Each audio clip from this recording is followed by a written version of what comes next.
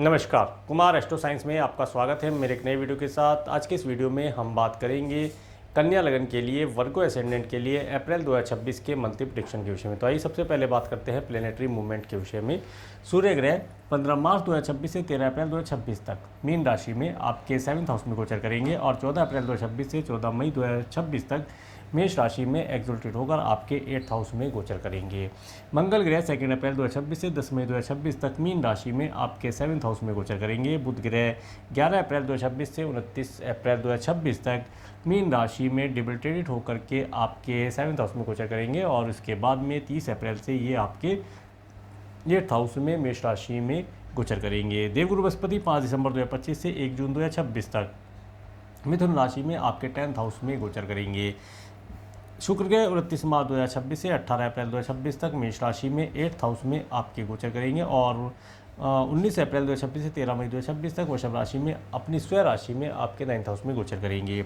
शनि ग्रह 29 मार्च 2025 से 2 जून 2027 तक मीन राशि में आपके 7th हाउस में गोचर करेंगे। राहु ग्रह 18 मई 2025 से 4 दिसंबर 2026 तक कुंभ राशि में आपके 6th हाउस में गोचर करेंगे और केतु ग्रह 18 मई 2025 से 4 दिसंबर 2026 तक सिंह राशि में आपके 12th हाउस में गोचर करेंगे। अब मैं आपको हाउस ईयर बताने का प्रयास करता हूँ। सबसे पहले बात करेंगे फर्स्ट हाउस के विषय में। फर्स्ट हाउस और फर्स्ट हाउस के लॉर्ड बुध ग्रह जो कि आपके 7th हाउस में डिबिलिटेड होकर के गोचर करेंगे 29 अप्रैल 2026 तक। उसके बाद ये 8th हाउस में चले जाएंगे और फर्स्ट हाउस के ऊपर शनि ग्रह, मंगल ग्रह, सूर्य ग्रह, बुध ग्रह का एस्पेक्ट होना और किसी ग्रह का एस्पेक्ट यहाँ पर प्राप्त नहीं हो रहा है। देखिए ये जो समय रहेगा, इस समय में जो कन्या लगन के जातक हैं उन्हें विशेष तौर से अपने कार्यों को बहुत ही सोच समझ करके करना चाहिए। प्लानिंग से कार्य करने से लाभ होगा। इस समय में किसी भी बात को लेकर के ज़्यादा उतावलापन करना ठीक नहीं रहेगा। यदि आप इस समय में थोड़े से भी एनर्जेटिक होंगे तो आप देखेंगे आपके सर मस्तिष्क में दर्द होना, क्रोध की अधिकता होना, इन सब चीज़ों की वजह से आपको परेशानी का सामना करना पड़ सकता है। विशेष तौर से इस समय में आपको आपके स्पाउस के साथ थोड़ा सा एडजस्टमेंट करके चलने से लाभ प्राप्त होगा। यदि आप व्यापार व्यवसाय करते हैं, आपका कोई बिजनेस है, उसमें पार्टनर के साथ इस महीने कोई भी विशेष मीटिंग ना की जाए तो बेहतर रिजल्ट प्राप्त होगा। कोई नया पार्टनरशिप ना किया जाए, पार्टनरशिप में कोई नया डॉक्यूमेंटेशन ना किया जाए तो शुभ फल प्राप्त होगा, क्योंकि ये महीना आपको आपके लिए विशेष तौर से कोई भी डॉक्यूमेंटेशन करने के लिए शुभ फलदायी नहीं दिखाई देता। इस समय में आप अपने स्पाउस के साथ यात्रा काफ़ी करेंगे, परंतु यात्राएं आपको थकाने वाली होंगी, ऐसा योग बनता हुआ दिखाई देता है। यात्राओं से कोई शुभ फल की प्राप्ति नहीं होती दिखाई देती। आगे बात करेंगे आपके सेकंड हाउस के विषय में। सेकंड हाउस के लॉर्ड शुक्र ग्रह जो कि आपके 8th और 9th हाउस में गोचर करेंगे और सेकंड हाउस के ऊपर सूर्य ग्रह, बुध ग्रह, शुक्र ग्रह का एस्पेक्ट होना और सेकंड हाउस के ऊपर देवगुरु बृहस्पति का एस्पेक्ट होना और राहु ग्रह का एस्पेक्ट होना। देखिए ये समय आपको पारिवारिक जिम्मेदारी पूर्ण करने का अवसर प्राप्त होगा। इस समय में परिवार के साथ यात्रा करने का अवसर आपको मिलता हुआ दिखाई देता है। फॉरेन लैंड इत्यादि पर जाना चाहते हैं तो यात्रा करना शुभ फलदायी रहेगा, परंतु यात्रा करते समय अपने नकदी और अपने कीमती डॉक्यूमेंट को केयरफुल करके कैरी करेंगे तो शुभ फल प्राप्त होगा। अदरवाइज उनके मिसिंग होने की योग बनते हुए दिखाई देंगे या उनमें कोई किसी प्रकार से कमी है तो उसे पूर्ण करके चलेंगे तो लाभ प्राप्त होगा।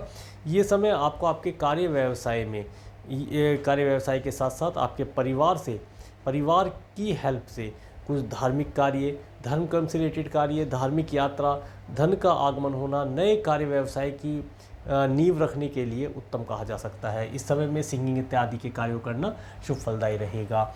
आगे बात करेंगे आपके थर्ड हाउस के विषय में। थर्ड हाउस के लॉर्ड मंगल ग्रह जो कि आपके 7th हाउस में गोचर कर रहे हैं और थर्ड हाउस के ऊपर आप देखिए शुक्र ग्रह का एस्पेक्ट प्राप्त होगा जो कि 19 तारीख से प्राप्त होगा और किसी ग्रह का एस्पेक्ट यहाँ पर नहीं प्राप्त हो रहा है।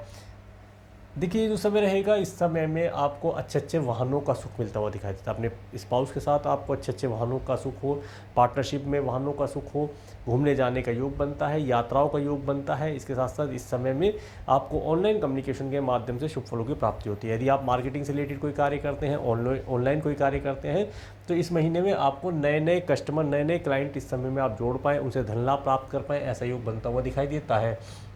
ये समय आपको आपके जो सिबलिंग्स हैं और पड़ोसियों के साथ आपके जो रिलेशन हैं वो इम्प्रूव होते हुए दिखाई देते हैं।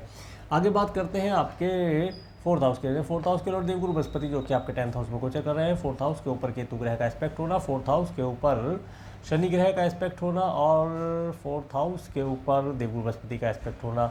देखिए ये बतलाता है कि इस समय में यदि आप कोई नया घर परचेज़ करना चाहते हैं, नया वाहन परचेज़ करना चाहते हैं या घर का रेनोवेशन कराना चाहते हैं, उसके लिए समय बेहतर है।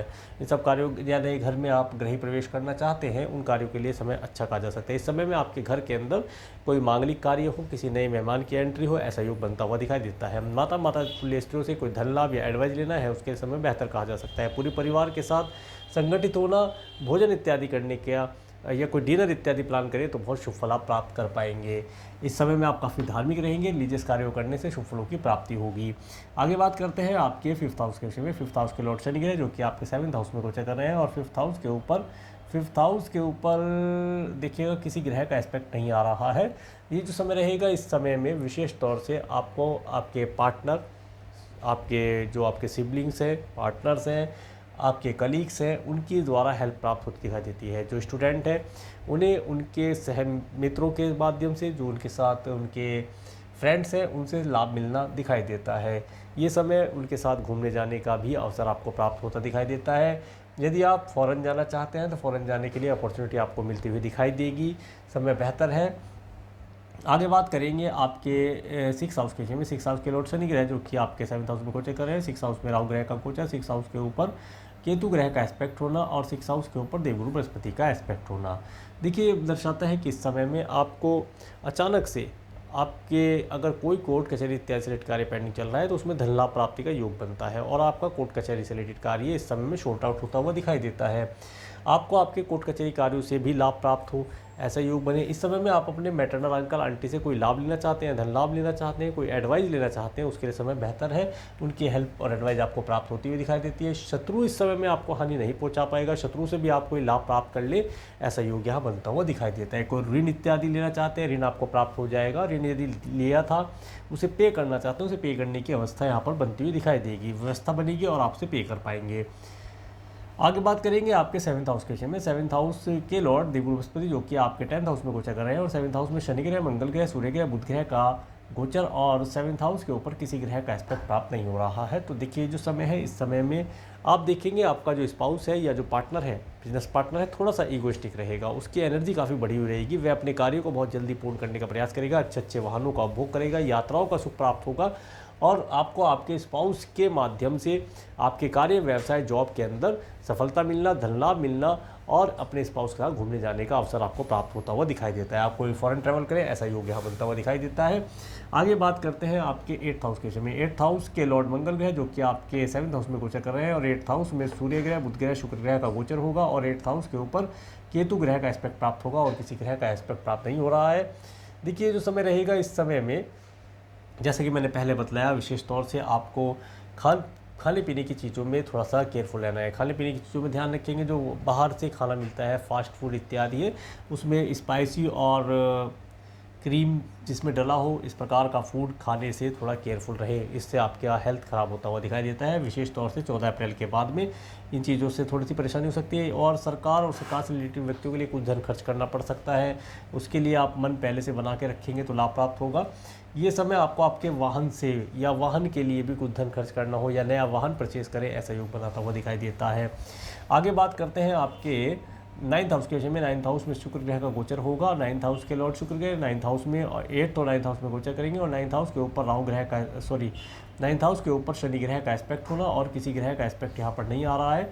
देखिए ये समय विशेष तौर से आपको, यदि आप फॉरेन जाना चाहते हैं तो उसकी अपॉर्चुनिटी देगा। आपको भाग्य का भरपूर सपोर्ट इस समय मिलने वाला रहेगा। ये समय आपको लंबी दूरी की यात्रा का सुख प्रदान कराएगा। इस समय में वीज़ा, PR, ग्रीन कार्ड से रिलेटेड कार्य पूर्ण होंगे और इस समय विशेष तौर से आपको जो भी आप यात्रा करते हैं उसके लिए एक प्लानिंग करके चलें और समय से थोड़ा पहले चलेंगे तो लाभ प्राप्त होगा, क्योंकि आप लेट हो सकते हैं। डिले आपका या आलस्य करने की वजह से आपके कार्य छूट सकते हैं। इन सब चीज़ों के लिए ध्यान रखेंगे तो लाभ प्राप्त हो पाएगा। आगे बात करते हैं आपके 10th हाउस के विषय में। 10th हाउस में देवगुरु बृहस्पति का गोचर। 10th हाउस के लॉर्ड बुध ग्रह जो कि आपके 7th और 8th हाउस में गोचर करेंगे। 10th हाउस के ऊपर मंगल ग्रह का एस्पेक्ट होना और किसी ग्रह का और राहु ग्रह का एस्पेक्ट होना। देखिए ये जो समय रहेगा, आप इस समय में नए ब्रांच ऑफिस खोल सकते हैं। आपको नए प्रोडक्ट सर्विस ऐड करने के अवसर प्राप्त होंगे। पार्टनरशिप के लिए मैंने बोला है कि इस समय में थोड़ा सा रुक जाए, जो पुराने पार्टनर हैं उनके साथ ही कार्य करें, नया डॉक्यूमेंटेशन ना करें, करते हैं तो केयरफुल होकर करिएगा। आप इस समय में अचानक से अपना व्यापार व्यवसाय को तेज़ी से बढ़ता हुआ देखेंगे, आपका कार्य व्यवसाय अचानक से स्पीड पकड़ेगा और आपको लाभ प्राप्त होगा। पिछले महीने में हो सकता है आपको व्यापार व्यवसाय से धन लाभ प्राप्त नहीं हो पा रहा था या आपके कार्य में गति नहीं आ रही थी, तो वो यहाँ पर दूर होगी परेशानी और आपको कार्य व्यवसाय में उत्तम रिजल्ट मिलते हुए दिखाई देंगे। ये समय आपको कोई नया एम्प्लॉय हायर करने के लिए भी बेहतर है, नए प्रोडक्ट सर्विस ऐड करने के लिए भी बेहतर रहेगा। इस समय में आप कोई नया कार्य व्यवसाय अवश्य करने का प्रयास करेंगे। जॉब स्विच करना चाहते हैं, जॉब स्विच करने का अवसर प्राप्त होता दिखाई देगा। आगे बात करते हैं आपके 11th हाउस के विषय में। 11th हाउस के ऊपर किसी ग्रह का एस्पेक्ट नहीं है। ये समय जो है आपको आपके धन को सेविंग करने का प्रयास करना चाहिए। धन जितना आप सेव कर सकें उतना बेहतर रहेगा। आने वाले समय के लिए आप उसे यूज़ कर पाएंगे। मित्रों से आप अच्छे एडवाइस प्राप्त करेंगे। मित्रों के साथ मित्रों से अच्छे एडवाइस प्राप्त होना, मित्रों के साथ घूमने जाना, मित्रों के साथ पार्टी इत्यादि करने का अवसर प्राप्त होगा। आपको नेम फेम की प्राप्ति होगी। लाभ जैसी स्थितियां बनेंगी तो लाभ को कैश करने का प्रयास कीजिएगा। आगे बात करते हैं आपके 12th हाउस के विषय में। 12th हाउस में केतु ग्रह का गोचर, 12th हाउस के लॉर्ड सूर्य ग्रह जो कि आपके 7th और 8th हाउस में गोचर करेंगे, और 12th हाउस के ऊपर राहु ग्रह का एस्पेक्ट होना और किसी ग्रह का एस्पेक्ट यहाँ पर नहीं आ रहा है। देखिए जो समय है, इस समय में आप अपने धन को किसी न किसी प्रकार से दान पुण्य के कार्यों पर खर्च करेंगे। कुछ मात्रा में धन सरकार के लिए भी खर्च होता हुआ दिखाई देगा और उसका शुभ फल ही प्राप्त करेंगे। ये समय आपको एक लॉन्ग डिस्टेंस के ट्रैवल का सुख प्रदान करेगा। स्पाउस के साथ हो या आपके बिजनेस पार्टनर के साथ हो या आप अपने मित्रों के साथ, क्लासमेट के साथ में इस समय में यात्रा करेंगे और काफ़ी खुश रहेंगे। आगे मैं आपको डेटा देने का प्रयास करता हूँ। सबसे पहले बात करते हैं 1-2-3 अप्रैल का समय। तो यहाँ पर 2-3 अप्रैल का समय आपके पास धन का आगमन होना, पारिवारिक सुख होना, सिंगिंग इत्यादि का लाभ आप प्राप्त कर पाएंगे। अच्छे स्वादिष्ट भोजन का लाभ आपको प्राप्त होता दिखाई देता है। 4-5 अप्रैल का समय, 4-5 अप्रैल का समय विशेष तौर से ये समय आपको ऑनलाइन कम्युनिकेशन के माध्यम से कोई गुड न्यूज़ प्राप्त हो, शॉर्ट टर्म की टूर ट्रैवल करना शुभ फलदायी रहेगा। इस समय में पड़ोसी और सिबलिंग्स का सुख प्राप्त होगा और नौकर चाकर का भी भरपूर सुख आप प्राप्त कर पाएंगे। 6-7-8 अप्रैल का समय, ये समय विशेष तौर से आपके पास धन का आगमन होना, माता तुल्य स्त्रियों का लाभ होना, उनसे अच्छे एडवाइस प्राप्त होना, धन लाभ प्राप्ति के योग बनाता है। इस समय में कोई नया भवन भूमि वाहन आप परचेज कर सकते हैं, ऐसा योग बनता दिखाई देता है। 9-10 अप्रैल का समय, 9-10 अप्रैल का समय स्टूडेंट के लिए बहुत अच्छा है। स्टूडेंट एजुकेशन से रिलेटेड कोई विशेष कार्य करना चाहते हैं उसे इस दिन करना शुभ फलदायी रहेगा। इस समय में संतान को कंसीव करना भी शुभ फलदायी रहेगा। इसके साथ साथ इस समय में विशेष तौर से आपको अपने संतान की माध्यम से खुशी प्राप्त हो, ऐसा योग बनता दिखाई देगा। 11-12-13 अप्रैल का समय, 11-12-13 अप्रैल का समय थोड़ा सा परेशानी वाला रहेगा। इस समय में परेशानी के बाद आपको लाभ प्राप्त होगा। ये समय आपको कोर्ट कचहरी इत्यादि कार्यों से छुटकारा दिलाएगा। कोर्ट कचहरी कार्यों से आपको लाभ प्राप्त होगा, धन लाभ प्राप्त होगा और इस समय में आप अपने एनिमी को भी परास्त कर पाए, ऐसा योग बनता हुआ दिखाई देता है। 14-15 अप्रैल का समय, 14-15 अप्रैल का समय आपको आपके हैप्पी मैरिज लाइफ का सुख दिलाता हुआ दिखाई देता है। स्पाउस के माध्यम से लाभ प्राप्त होना। स्पाउस इस समय में थोड़ा सा ईगोस्टिक रहेगा तो उसकी ईगो को मैनेज करके चलने का प्रयास करेंगे तो लाभ प्राप्त होगा। ये समय स्पाउस के साथ घूमने जाने का, होटल, मॉल, रेस्टोरेंट, मार्केट इत्यादि में जाना या लॉन्ग डिस्टेंस की ट्रैवल करने के लिए शुभ फलदायी रहेगा। 16-17 अप्रैल का समय, 16-17 अप्रैल का समय थोड़ा सा ऑब्स्टेकल वाला रहेगा। इस दिन आप देखेंगे सुबह से ही कोई ना कोई ऑब्स्टेकल आपके सामने आएगा, परंतु ऑब्स्टेकल को आप जंप करते जाइएगा। इस समय में यदि आपके स्पाउस के परिवार से या आपके कुटुंब के सदस्य से रिलेटेड कोई चल संपत्ति कार्य पेंडिंग है, उन कार्यों को काफ़ी एफर्ट करके आप पार कर पाएंगे और उनसे लाभ प्राप्त हो, ऐसा योग बनता हुआ दिखाई देगा। 18-19 अप्रैल का समय, 18-19 अप्रैल का समय, ये जो समय रहेगा, यदि आप फॉरेन जाना चाहते हैं, वीज़ा PR ग्रीन कार्ड के लिए अप्लाई करना चाहते हैं, गुरु या पिता तुल्य व्यक्तियों से कोई हेल्प एडवाइस लेना चाहते हैं, उसके लिए बेहतर है। ये समय आपको भाग्य से रिलेटेड या धर्म कर्म से रिलेटेड कार्य करने के लिए शुभ फलदायी रहेगा। 20-21 अप्रैल का समय, 22-23 अप्रैल का समय, ये समय आपको 20-21-22-23 अप्रैल का समय, देखिए यदि आप करियर से रिलेटेड कोई जॉब इत्यादि चेंज करना चाहते हैं उसके लिए अच्छा है। कार्य व्यवसाय में कोई नया चेंज करना चाहते हैं उसके लिए अच्छा है। नए व्यवसाय को इस्टेब्लिश करने के लिए अच्छा है। इस समय में धन आपके पास होगा, धन का आगमन होगा, मित्रों का सुख प्राप्त कर पाएंगे। मित्रों की हेल्प से कार्य करना शुभ फलदायी रहेगा। चाचा जी या ताऊ जी इत्यादि वर्ग के लोगों से आपको सपोर्ट प्राप्त हो, उनसे एडवाइस प्राप्त हो, कुछ धन लाभ प्राप्त हो जाए, ऐसा योग बनता हुआ दिखाई देगा। इस समय में बैंक इत्यादि में धन निवेश करना भी शुभ फलदायी रहेगा। 24-25 अप्रैल का समय, 24-25 अप्रैल का समय थोड़ा सा धन खर्ची कराने वाला रहेगा। आपका धन किसी व्यक्ति विशेष की हेल्थ के लिए खर्च होता हुआ दिखाई देगा, तो थोड़ा धन को डोनेशन इत्यादि पर खर्च करेंगे तो शुभ फल प्राप्त कर पाएंगे। 26, 27, 28 अप्रैल का समय, इस दिन आप काफ़ी खुश रहेंगे, मन आपका काफ़ी प्रसन्न रहेगा। इस दिन आप अपने लिए कुछ चीज़ों का संग्रह करेंगे। इस समय में आप अपने किसी पुराने मित्र से बात करें या उससे मिलने जाने का अवसर प्राप्त होता दिखाई देगा और ये पूरा दिन आपके लिए एन्जॉयमेंट भरा दिखाई देता है। 29, 30 अप्रैल का समय, इस समय में आपको धन का लाभ होना, परिवार के साथ अच्छे स्वादिष्ट भोजन का लाभ करना, होटल मॉल रेस्टोरेंट में जाना, सिंगिंग इत्यादि का लाभ लेना शुभ फलदायी दिखाई देता है। तो ये था कन्या लगन के लिए अप्रैल 2026 का मंथली प्रेडिक्शन। मेरे इस वीडियो को प्रेमपूर्वक देखने के लिए मेरे चैनल पर प्रेमपूर्वक बने रहने के लिए आपका प्रेमपूर्वक धन्यवाद। नमस्कार।